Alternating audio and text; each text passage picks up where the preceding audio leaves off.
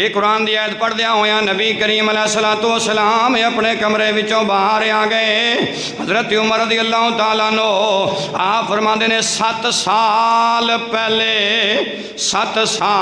पहले एक दिन हुजूर यही आयत पढ़द्या होया अपने कमरे विचों बाहर तशरीफ ले आए।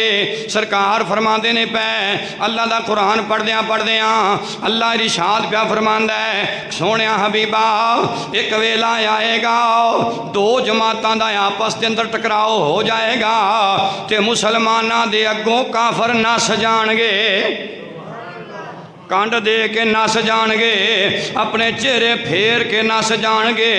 हज़रत उमर पाक फरमाते ने मैं नबी करीम अलैहिस्सलातु वस्सलाम दी बारगाह विच अर्ज कीती, कमली वाले आओ मेरे माँ बाप तुहाडे कदमां ते लख वारी सदके जावन। आका वजह की है ये किहड़ी जमातां दा जिक्र पिया हुंदा है, एक काफरां दी एक मोमिनां दी, जरा हुजूर वजाहत फरमा दिओ। अगर हुजूर चाहते तो 7 साल पहले भी दस देंदे, लेकिन आका करीम अलैहिस्सलाम ने दसिया नहीं, हुजूर ने खामोशी इख्तियार फरमा लई, आका चुप हो गए। हज़रत उमर फरमाते ने अज भी जदों हुजूर अपने छप्पर मुबारक विचों कुरान की आयत पढ़द्या होया बाहर आ रहे ने, अज भी मैनू वो वेला याद आ गया, उदों भी हुजूर नूं कमरे चों निकलद्या मैं ही वेखिया सी, अज भी मैं ही वेखिया है।